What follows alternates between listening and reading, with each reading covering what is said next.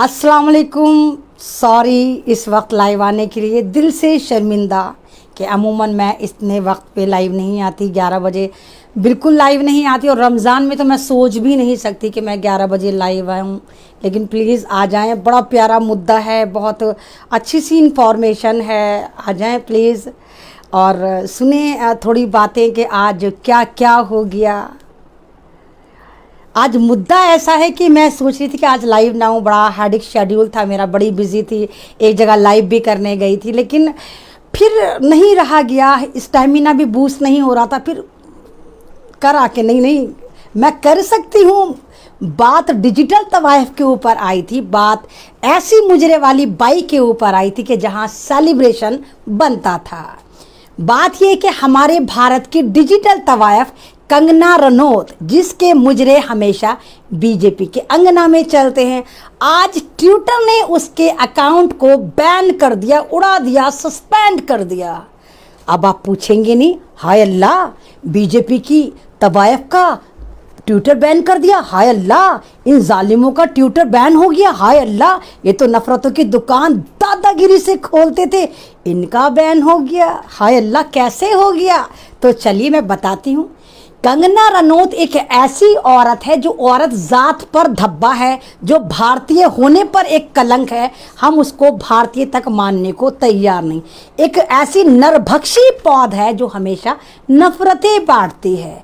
अब इनसे बंगाल की हार बर्दाश्त नहीं हो रही। हालांकि ये टिड्डी, ये जाफरानी भगुआ, डेढ़ पसली कुछ भी नहीं है। बीजेपी में सिर्फ इसके मुजरे चलते हैं और कुछ नहीं चलता। उसके बावजूद इसको देखिए कि ये फ्री का ज्ञान पेलती रहती है और अपनी नफरतों की जो दुकान है वो लगातार संजोए फिरती है। सुनने में तो ये भी आया है कि कंगना को एक ट्वीट करने के 5 करोड़ पे करती है बीजेपी सरकार, बीजेपी का आईटी सेल, क्योंकि जो बात बीजेपी खुद नहीं कह सकती उसके लिए इस तवाइफ को आगे कर देती है और कहती है कि तू अपने ट्विटर पर डाल दे, हमारे दिल की भड़ास तू ट्विटर पर जाकर निकाल दे। 5 करोड़ तो बहुत होते। ये ईमान फरोश तवाइफी सारी जितनी फिल्मों में काम करती हैं ये तो टके टके पर बिकती हैं। बस ये लंबी चौड़ी हो गई, इसको लगा मैं तो आज तक नफरतें ही बांट रही थी, ट्विटर ने आज तक मेरे पे कोई कार्रवाई नहीं करी। इस बार इसने मोदी जी को वो ज्ञान पेल डाला कि तमाम इतिहासकार, तमाम सोशल मीडिया वाले सन्न रह गए कि ये 12वीं फेल जो बुलबुल है कह क्या गई। 12वीं फेल बुलबुल ट्वीट करती है और मोदी जी से कहती है, मोदी जी ममता को मजा चखाओ, ये दानव बन गई, राक्षस बन गई, यानी हमारी ममता दीदी को राक्षस बता रही थी। मोदी से बोलती है, मोदी जी वही काम करो जो तुमने गुजरात में करा था।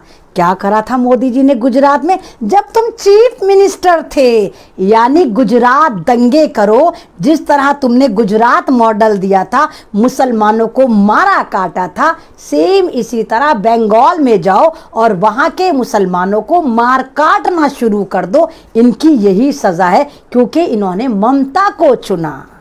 कितनी जालिम औरत है।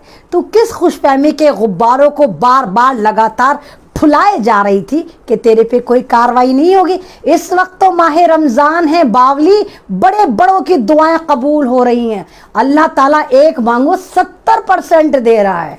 तो तुझे भी किसी की बद्दुआ लग गई और ट्विटर ने तेरे अकाउंट को ये कह के बैन कर दिया कि ये औरत, ये नफरती औरत, ये भगवा आतंकवादी औरत भारत के माहौल को ख़राब करने के लिए पूरा जहर उगल रही है और ये कह रही है कि बंगाल में हिंदू मुस्लिम कर दो, वहाँ पर मुसलमानों को पकड़ पकड़ कर पुलिस से, आर्मी से ऐसे ही मरवाओ मोदी जी जैसे तुमने गुजरात के मुसलमानों को मारा काटा था। हाय 12वीं फेल बुलबुल, तेरा क्या सत्यानाश फूटा। 3 मिलियन सब्सक्राइबर थे इसके और अब 0 से स्टार्ट करेगी। अब मेरा मशवरा है, अपने आका को कॉल कर अपने आका से कह, आका मैं नहीं रह सकती बिना नफरत के, मेरे लिए भगवा सुदर्शन टीवी पार्ट 2 खोल कर दो। एक तरफ तो वहाँ पर एक आतंकवादी बैठा हुआ है, दूसरी जगह मैं डिजिटल तवाइफ वहाँ जाकर अपने कारोबार को इसी तरह आगे आगे आगे बहुत आगे लेकर जाऊंगी। अब करेगी क्या, मैं तो यही परेशान हूँ। फिल्में इसको मिलेंगी नहीं, एक्सपायरी डेट हो गई है, रंगीली ठरकी है, तो इसको फिल्में तो मिलेंगी नहीं। अब करेगी क्या कि मोदी की जो दुकान है ट्विटर पे चला रही थी, गुफाओं की नाजायज़ औलाद, ट्विटर भी बैन हो गया। अब ये करेगी क्या? तो बस यही आइडिया है कि तू अपना एक चैनल खोल कर बैठ जा, वहाँ मोदी की भक्ति करती रहे, जहर बांटती रहे, क्योंकि यूट्यूब तो अभी ब्लॉक नहीं होगा। यूट्यूब पर तो तू कुछ भी कर सकती है और तेरे तमाम के तमाम चाटुकार वहाँ जा सकते हैं। किस तरह की इंसान है तू? तूने कभी अपने आका से सवाल करा कि कहाँ है वो पीएम केयर फंड? तूने सवाल करा कि भारत के लोग बिना ऑक्सीजन के मर रहे हैं, बिना डबल बेड के मर रहे हैं, बिना बेड के मर रहे हैं, बिना हॉस्पिटल के मर रहे हैं, बिना दवाओं के मर रहे हैं? तूने सवाल करा क्या तू भारत की नहीं है? तूने सवाल करा अपने आकाओं से जो मोहम्मद के शहर से शिफा आई थी, मोदी जी कहाँ गई वो? तूने सवाल करा? तू बड़े लेबर पेन लेती है, मैं भारतीय हूँ, मैं भारतीय हूँ।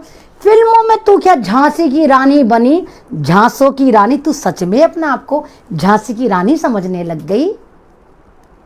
तो अल्लाह का शुक्र है आज इसको अल्लाह ताला ने धपड़धुस कर दिया। इसकी वो आवाज़, वो जहरीली आवाज़ अल्लाह ताला ने छीन ली। ट्विटर ने इसका अकाउंट सस्पेंड करके इसके मुंह पर जन्नाटेदार तमाचा मारा कि अब तू अपनी नफरतें फैला, अब तू पैदा कर, क्योंकि वो तो पता नहीं तूने कैसे ले लिए होंगे सब्सक्राइबर।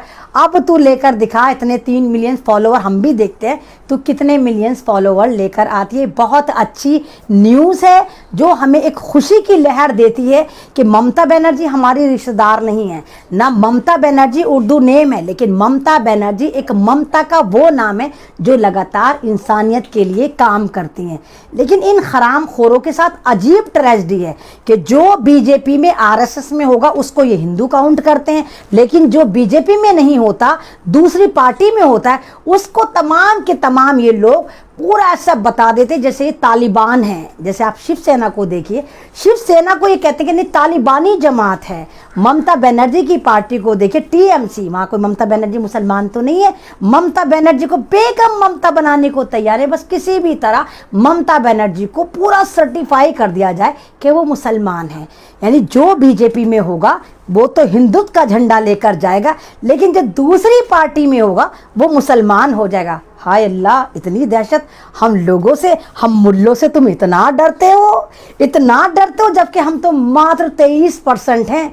तुम 87% होने के बावजूद तुम भारत में मुल्लों से इतना डरते हो, इतनी दहशत तुम्हारे अंदर। हाय अल्लाह, यानी तुम मानते हो कि एक मुसलमान 100 पे भारी पड़ता है। तुम्हारी तरह नहीं कि सुअरों के झुंड में आते हो और किसी भी मुसलमान की मॉब लिंचिंग कर कर चले जाते हो। यानी तुम एडमिट करते हो दिल से कि एक मुसलमान सब पे भारी। यही तो वजह है कि तुम मुसलमानों को मारने में लगे हो, पीटने पे लगे हो, काटने पे लगे हुए हो। यही तो वजह है ना। तो बहुत लेटेस्ट न्यूज़ थी, बहुत अच्छी न्यूज़ थी, बड़ी एक ऐसी न्यूज़ थी जिससे हमें खुशी महसूस हुई कि अल्लाह ताला ने एक भगवी आरएसएस की नाजायज़ औलाद पे पाबंदी लगा दी। अब नफ़रतें तो खैर ये फैलाएगी, इसका ख़ानदानी पेशा है।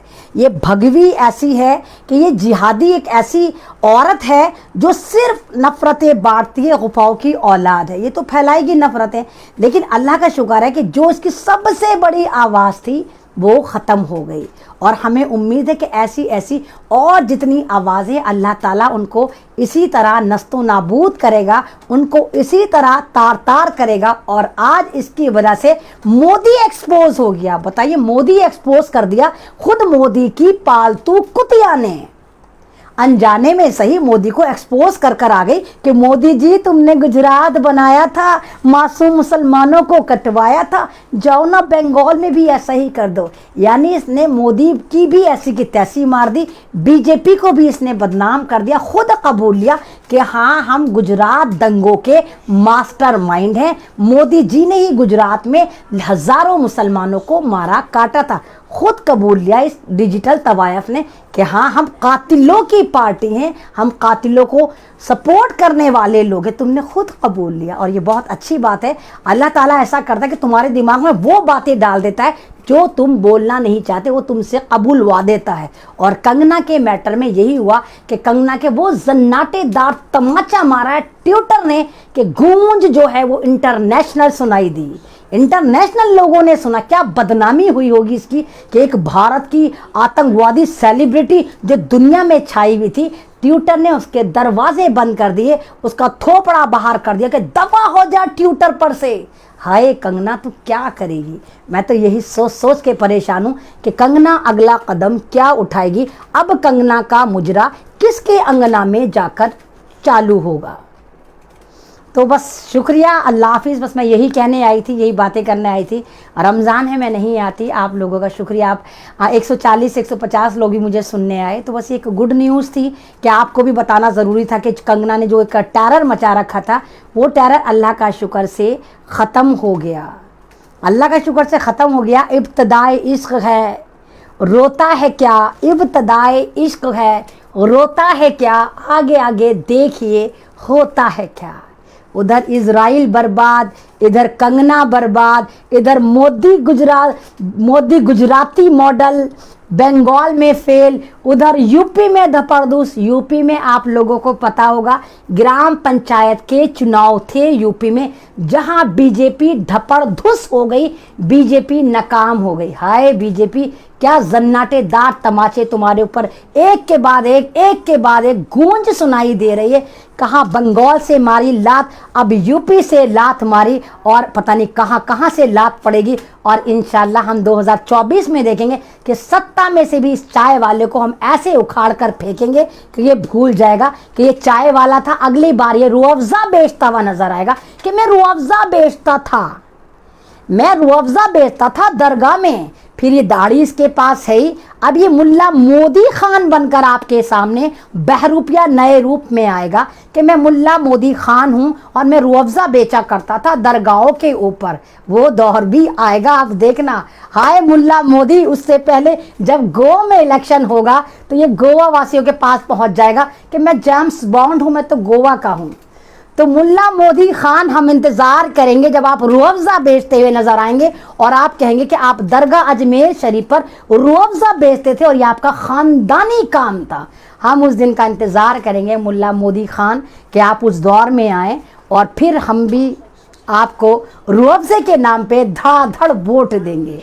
लेकिन इस बार इंसानियत को पकड़ कर आना, चाय को वहीं छोड़कर आना, आरएसएस को वहीं छोड़कर आना, दंगों को वहीं छोड़कर आना, इस्लाम कबूल करके मुल्ला मोदी खान बनकर आना। फिर हम आपको सराखों पर बिठाएंगे मुल्ला मोदी खान।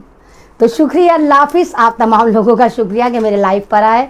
लाइव अच्छा लगता है तो प्लीज़ हाथ के हाथ शेयर कर दिया कीजिए कि एक आवाज़ है दूर तक चली जाए। इनकी बेइज्जतियों का जो जनाजा उठता है, लोग देखें हाय अमन रिजवी ने इनकी क्या मिट्टी पलीत करी है, इनको क्या डुबो डुबो कर मारती है, क्या भिगो भिगो कर मारती है, और उसके बावजूद ये कुछ भी नहीं कर पाते, सिर्फ मुल्लाओं को गालियां देते रहते हैं।